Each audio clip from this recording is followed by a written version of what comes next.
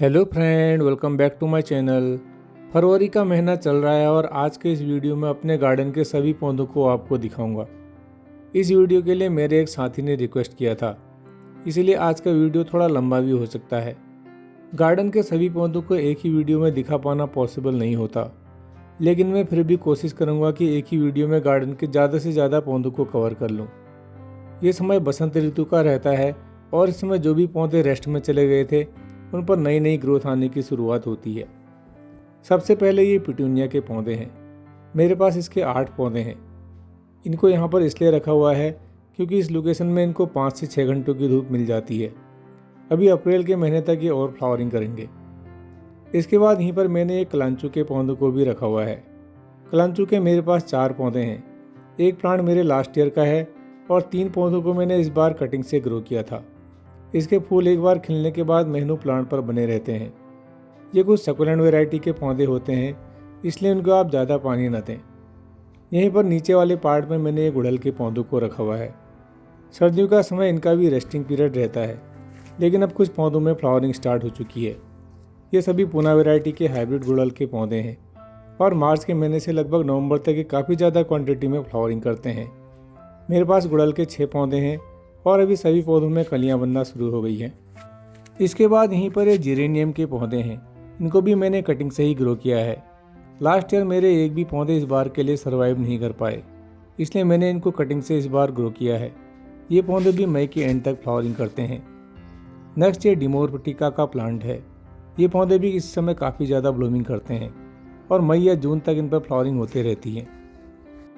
इसके बाद ये सभी अजेलिया के पौधे हैं। इसके भी मेरे पास 4 से 5 प्लांट हैं। मैं अजेलिया के पौधों को पिछले 4 सालों से ग्रो कर रहा हूँ और मैंने नोटिस किया है कि ये पौधे काफ़ी ज़्यादा सेंसिटिव रहते हैं। हमारे ज़्यादातर साथियों के ये पौधे नर्सरी से लाने के कुछ दिनों के बाद ख़राब हो जाते हैं। इन पौधों की कंप्लीट केयर से रिलेटेड वीडियो का लिंक मैंने डिस्क्रिप्शन बॉक्स में दे दिया है। इसके बाद यहीं पर ये अपराजिता की बेल है। सर्दियों का समय इनका भी रेस्टिंग पीरियड ही रहता है। अभी अपराजिता में नई ग्रोथ स्टार्ट आना शुरू हो जाएगी और इस पर भी फ्लावरिंग आना स्टार्ट हो जाएगी। इसी स्टैंड में आगे की ओर ये सभी एडिनियम के पौधे हैं। एडिनियम के पौधे गर्मी में बहुत अच्छी फ्लावरिंग करते हैं। सर्दियों का समय इनका भी रेस्टिंग पीरियड रहता है। लास्ट वीक मैंने इनकी प्रूनिंग करके इनकी सॉइल में नए फर्टिलाइज़र मिलाए हैं, जिससे कि आने वाली गर्मी में सभी ज़्यादा से ज़्यादा फूल दें। इसके बाद ये सभी टिकोमा के पौधे हैं। सर्दियों में इनकी पत्तियाँ गिर गई थी, लेकिन इस समय सभी पौधों में नई ग्रोथ स्टार्ट हो चुकी है। इस महीने अब इनकी मिट्टी में अभी खाद मिलानी है, तभी आगे चलकर इनमें फ्लावरिंग होगी। नेक्स्ट ये पाइन या चीड़ का पौधा है। इसकी एज भी 3 से 4 साल की है। जनरली इस तरह के पौधे ठंडी जगहों पर ग्रो होते हैं, लेकिन एक छोटे गमले में भी इनको कई सालों तक आसानी से उगाया जा सकता है। मैं जब इस प्लांट को नर्सरी से लेकर आया था, तब से लेकर अब तक ये प्लांट इसी छोटे से पॉट में है और अपने आप ही इसने एक बोनसाई का शेप ले लिया है। यहाँ पर ये मोगरा का पौधा है। ये भी गर्मियों में फ्लावरिंग करने वाला एक परमानेंट प्लांट है। सर्दियों में ये प्लांट फ्लावरिंग नहीं करता। मेरे पास ये प्लांट पिछले 4 सालों से है और अप्रैल से लेकर नवंबर तक इसमें काफ़ी ज़्यादा फूल आते हैं। इस समय आप इसकी प्रूनिंग भी कर सकते हैं। ये नागचंपा का प्लांट है। सर्दियों में इस प्लांट ने अपनी पत्तियों को गिरा दिया था। इसकी पत्तियों का शेप कुछ नाग के फन की तरह होता है और इनमें सफ़ेद रंग के फूल आते हैं। इसके बाद ये पिंक टिकोमा का प्लांट है। इस प्लांट पर पिंक कलर के ट्रम्पेट की शेप के फूल आते हैं। इसका ग्रोइंग पीरियड भी गर्मी का ही रहता है। अभी इस पर नई नई ग्रोथ स्टार्ट हो चुकी है और अब मार्च या अप्रैल से इस पौधे में भी फ्लावरिंग स्टार्ट हो जाएगी। इसके बाद गमले में लगाए कागजी नींबू का पेड़ है। ये प्लांट भी मेरे पास पिछले 3 या 4 सालों से है। इसे मैंने 300 रुपये में ख़रीदा था। इस पर लगभग पूरा साल ही नींबू लगते हैं। अभी इस पर काफ़ी ज़्यादा फूल आ रहे हैं और जब ये सभी फूल खिल जाएंगे तो इस पर इतने ज़्यादा फल आ जाएंगे कि इनको गिनना मुश्किल हो जाएगा। इसको मैंने एक 16 इंच के गमले में ग्रो किया था और इसकी सॉइल में मैंने वर्मी कंपोस्ट और बायोजाइम फर्टिलाइज़र को मिलाया था।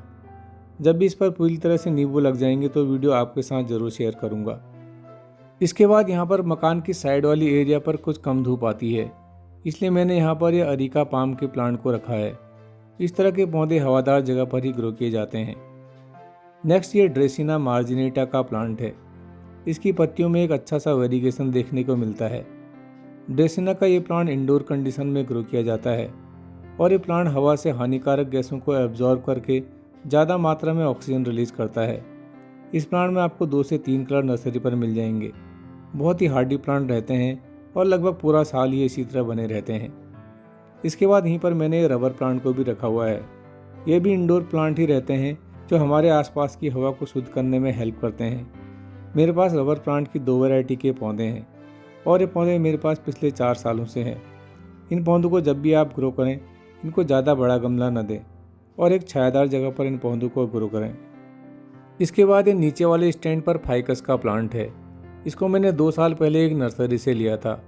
इसमें 7 से 8 पौधों को मिलाकर एक डिज़ाइन डेवलप किया जाता है। ऐसे पौधों की कॉस्ट कुछ ज़्यादा तो रहती है, लेकिन ये बिल्कुल हार्डी नेचर के पौधे रहते हैं और एक छोटे से गमले में भी ये पौधे कई सालों तक चल जाते हैं। जब भी आप इन पौधों को नर्सरी से खरीद कर लाएं, तो ऐसे पौधों को आप सेमी शेड वाली एरिया में ग्रो करें। इसके बाद एक प्लांट मेरे पास ये एलोवेरा का है। ये भी छोटे गमले में ही लगा हुआ है। ये एक एयर प्यूरीफाइंग प्लांट भी है और मेडिसिनल प्लांट भी है। मैं जनरली इस प्लांट का लिक्विड कटिंग को ग्रो करने के लिए यूज करता हूँ। फिर ये सुंदर सी पत्तियों वाला प्लांट क्रोटन का है। क्रोटन जनरली सर्दियों में अपनी पत्तियों को गिरा देते हैं, लेकिन इस बार इसने अपनी पत्तियों को नहीं गिराया। क्रोटन के पौधों में इस समय 8 से 10 कलर ऑप्शन आपको नर्सरी पर मिल जाएंगे। ये समय क्रोटन को ग्रो करने के लिए बिल्कुल परफेक्ट रहता है। नेक्स्ट ये भी फाइकस की वैरायटी का ही एक प्लांट है, लेकिन इसकी पत्तियों में एक सुंदर सा वेरिएशन देखने को मिलता है। ये भी इंडोर कंडीशन में ग्रो किए जाने वाला एक परमानेंट प्लांट है जो कम केयर में आसानी से ग्रो हो जाता है। इस प्लांट की एज भी 3 से 4 साल की होगी। इसके बाद ये एक और फाइकस का प्लांट है। इसमें प्लांट के बेस वाले पार्ट की थिकनेस काफ़ी ज़्यादा रहती है और बिल्कुल बोनजाई प्लांट की तरह इस प्लांट को ग्रो किया जाता है। इस प्लांट की एज भी 4 से 5 साल की होगी। यहीं पर एक लांचू का प्लांट भी है। इसे मैंने नवंबर के महीने में कटिंग से ग्रो किया था और इस बीच मुझे इसको रिपोर्ट करने का टाइम भी नहीं मिल पाया। इसी तरह का एक पौधा और भी है मेरे पास, उसे वीडियो में आगे दिखाऊंगा। नेक्स्ट ये इंडोर प्लांट एग्लोनिमा है। एग्लोनिमा के मेरे पास 8 से 10 पौधे हैं। ये भी हवा को शुद्ध करने वाले पौधे रहते हैं। इसके बाद यहीं पर मेरे गार्डन का सबसे पुराना प्लांट फाइकस का है। ये एक बोनजाई प्लांट है और लगभग 10 से 15 साल इस प्लांट की एज होगी। हालांकि मेरे पास कुछ बोगनविलिया के पौधे भी हैं जो ज़्यादा एज के हैं, लेकिन सबसे पुराना प्लांट मेरे पास अभी यही पौधा है। इसे मैंने सेमी शेड में ग्रो किया है। यहीं पर कुछ क्रोटन के पौधे भी हैं और यहीं बड़े पौधों की शेड में ये कुछ लास्ट ईयर के एग्लोनिमा के पौधे हैं। ये पौधे देखने में तो सुंदर रहते हैं, लेकिन इनकी केयर कुछ मुश्किल रहती है। गर्मियों में तो छाया वाली जगह पर ये पौधे अच्छी तरह ग्रो हो जाते हैं, लेकिन सर्दियों के समय इन पौधों में सबसे ज़्यादा प्रॉब्लम रहती है। ज़्यादा ठंड के कारण ये प्लांट पूरी तरह ख़राब हो जाते हैं। ये समय एग्लोनिमा को ग्रो करने के लिए बिल्कुल सही समय है। इसके बाद ये जरबेरा का प्लांट है। ये भी सेमी शेड में ग्रो किए जाने वाला एक परमानेंट प्लांट है। सर्दियों में जरबेरा के पौधों में ज़्यादा फ्लावरिंग होती है। इसके भी मेरे पास 4 पौधे हैं और सभी पौधों की एज 3 से 4 साल की है। यहीं पर छाया वाली जगह पर ही मैंने पेंजी के पौधों को ग्रो किया है। इनको मैंने नवंबर के एंड में ग्रो किया था। ये ज़्यादा तेज़ धूप को टॉलरेट नहीं कर पाते और अप्रैल तक ही इनमें फूल आते हैं। नेक्स्ट ये पोइनसेटिया का प्लांट है। ये मेरे लास्ट ईयर का प्लांट है। पोइनसेटिया में एक ही प्रॉब्लम रहती है, जो फ्लावरिंग इनमें खरीदते समय रहती है वो अगले साल नहीं मिल पाती। इसलिए इस बार मैंने पोइनसेटिया का कोई भी पौधा नहीं खरीदा। ये मेरे बरामदे वाला एरिया है। यहाँ पर सभी इंडोर पौधे हैं। यहाँ पर इन पौधों को सुबह की 2 से 3 घंटों की धूप मिल जाती है। ये सभी पौधे मेरे पास पिछले 3 सालों से हैं और इन्हें फूलों वाले पौधों की तरह बार बार किसी खाद को देने की ज़रूरत भी नहीं रहती। मैं साल में 2 बार इनकी मिट्टी में 1 मुट्ठी के आसपास वर्मी कंपोस्ट को मिलाता हूँ। ये हमेशा हरे बने रहते हैं। इनका ग्रोइंग पीरियड गर्मियों का ही रहता है, इसलिए इस समय इनको अपने गार्डन में ग्रो करने का बिल्कुल सही समय है। अभी आपको इंडोर पौधे 50 से 200 रुपये की रेंज के बीच में मिल जाएंगे। एक छोटे से छोटे प्लास्टिक के गमलों में भी ये पौधे कई सालों तक ग्रो हो जाते हैं।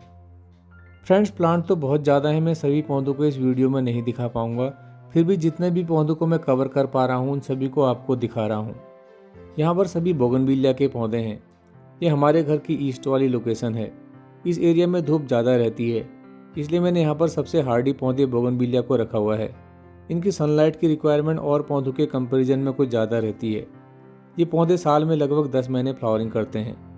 जनरली ये पौधे जनवरी में फूल नहीं देते। लेकिन इस बार जनवरी के महीने में ठंड इतनी ज़्यादा नहीं थी, इसलिए इन पौधों में नवंबर से लेकर अब तक फ्लावरिंग हो रही है। अब मैं इनकी मिट्टी में नई खाद को मिलाऊंगा, जिससे आगे चलकर इनमें ज़्यादा फूल आएंगे। बोगनविलिया के पौधों में इस समय नई खाद को मिलाने से आने वाले कुछ महीनों में ये प्लांट बिल्कुल फूलों से लद जाता है। इसके बाद ये जरबेरा का एक और प्लांट है। जो पहले मैंने जरबेरा का प्लांट आपको दिखाया था वो कुछ पिंक कलर का था। इस वाले फ्लावर में ऑरेंज कलर का कॉम्बिनेशन है। इस प्लांट को मैंने इसकी जड़ों को अलग करके तैयार किया था। उस वीडियो का लिंक मैंने डिस्क्रिप्शन बॉक्स में दे दिया है। जब भी आप नर्सरी से जरबेरा के पौधों को लेकर आएँ, उनके एक मिट्टी के गमले में ग्रो करें। प्लास्टिक के गमलों में इनको ज़्यादा केयर की ज़रूरत रहती है। यहीं पर ये मिनी कामनिया माइक्रोकार्पा का प्लांट है। इसको मैंने 2 साल पहले अपने पास की एक नर्सरी से 800 रुपये में ख़रीदा था। इस प्लांट पर फूल तो नहीं आते, लेकिन इस तरह के पौधे गार्डन को हरा बनाए रखते हैं। बहुत ही हार्डी नेचर का प्लांट है। यहाँ पर एक तुलसी पूजन वाला एरिया है।